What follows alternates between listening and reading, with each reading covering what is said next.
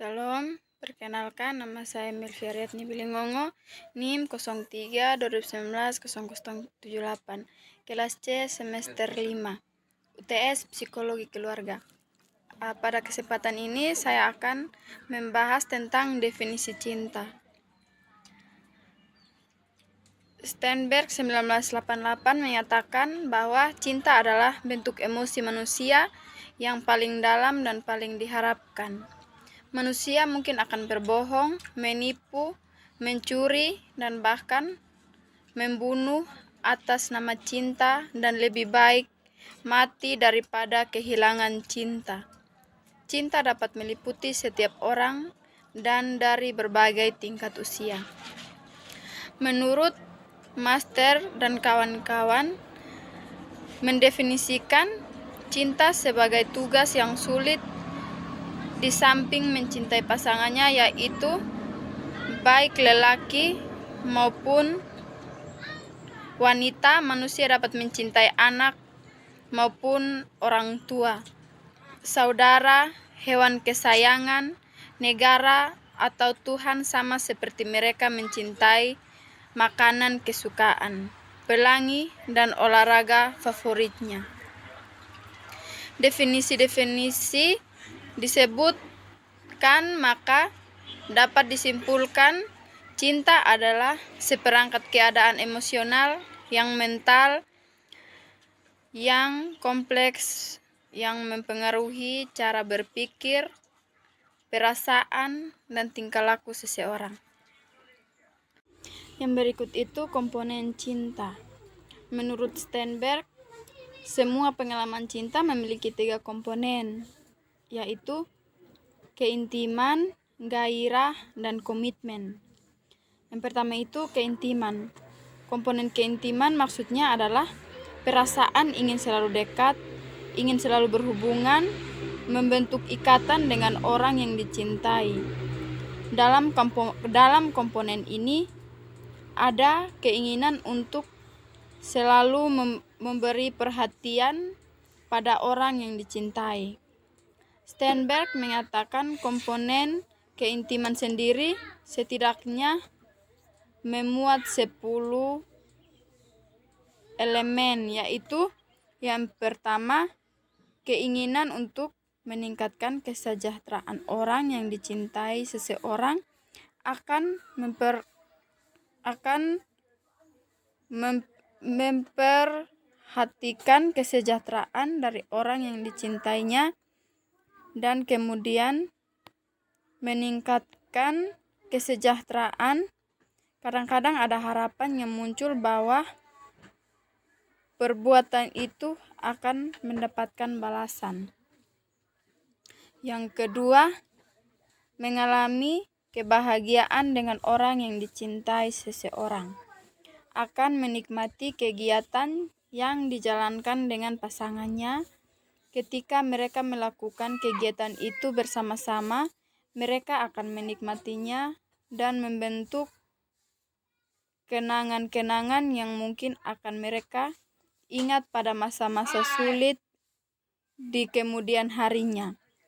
Yang ketiga, menempatkan orang yang dicintai dalam penghargaan yang tinggi. Seseorang akan menghargai dan menghormati orang yang dicintainya, walaupun ada kekurangan dan cacat pada diri orang yang dicintainya tersebut, tidak akan mengarungi penghargaan yang diberikan. Yang keempat, mampu bergantung pada orang yang dicintai. Ketika dibutuhkan, seseorang akan merasakan bahwa pasangannya ada ketika ia membutuhkan. Ketika ia membutuhkan pasangannya, ia dapat memanggilnya dan berharap pasangannya akan segera datang. Yang kelima, memiliki pemahaman yang saling menguntungkan dengan pasangannya. Pasangan akan saling mengerti satu sama lain. Mereka memahami kelebihan dan kekurangan pasangannya dan bagaimana merespon terhadap kekurangan dan kelebihan tersebut. Mampu memberikan empati dan kondisi emosi pasangannya. Yang keenam, saling berbagi hak milik dengan orang yang dicintai. Seseorang mampu memberikan dirinya dan waktunya, seperti juga barang-barang yang dimilikinya kepada pasangannya. Bahkan mereka juga saling berbagi kekayaan, dan yang lebih penting mereka saling berbagi dirinya sendiri. Yang ketujuh, menerima dukungan emosi dari pasangannya. Seseorang akan merasa didukung oleh pasangannya yang terutama pada saat dibutuhkan. Yang kedelapan, memberikan dukungan emosi pada orang yang dicintainya. Seseorang akan mendukung pasangannya dengan cara memberi empati dan dukungan emosional pada saat-saat dibutuhkan. Yang kesembilan, berkomunikasi dengan intim terhadap pasangannya. Seseorang mampu berkomunikasi dengan intens dan jujur terhadap pasangannya, berbagi perasaan-perasaan paling dalam. Yang terakhir, menghargai orang yang dicintai. Seseorang merasa betapa pentingnya keberadaan orang yang dicintainya tersebut dalam kehidupannya. Yang bagian B, gairah. Komponen gairah adalah dorongan yang mengarahkan pada suatu emosi yang kuat dalam hubungan cinta tersebut. Dalam hubungan cinta romantis, ketertarikan fisik dan seksual mungkin adalah hal yang utama. Namun, motif yang lainnya seperti memberi dan menerima perhatian, kebutuhan akan harga diri, atau kebutuhan akan mendominasi mungkin turut terlibat. Komponen gairah dikatakan oleh Eiine Hatfield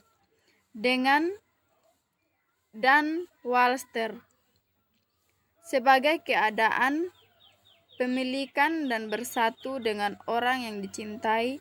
Gairah adalah ekspresi dari hasrat dan kebutuhan seperti harga diri, kasih sayang, dominasi, nurturance, dan kebutuhan seksual.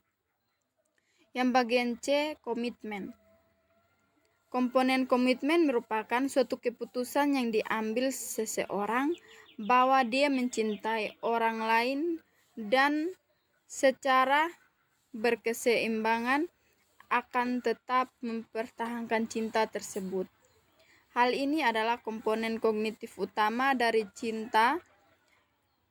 Komponen komitmen sendiri mempunyai dua aspek, jangka pendek dan jangka panjang.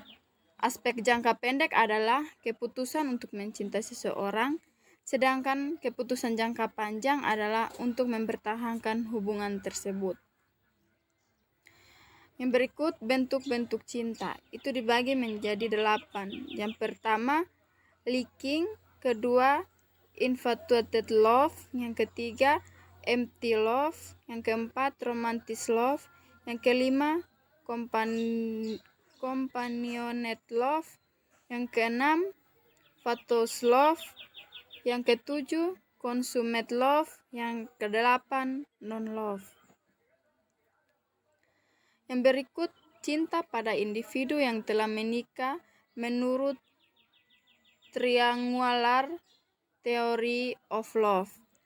Setiap pasangan yang memutuskan untuk menikah memiliki alasan atau pertimbangan tertentu yang mendasarinya. Saxton mengemukakan bahwa alasan menikah dapat dibedakan menjadi dua sumber, yaitu faktor yang berasal dari diri individu, yaitu kebutuhan internal individu yang bersangkutan, antara lain kebutuhan material, kebutuhan seksual, dan kebutuhan psikologis, dan faktor yang berasal dari luar diri, yaitu faktor yang mempengaruhi seseorang untuk memilih menikah, antara lain alasan ekonomi, legitimasi terhadap kekerasan anak, dan memenuhi perintah agama. Sekian dan terima kasih. Salam.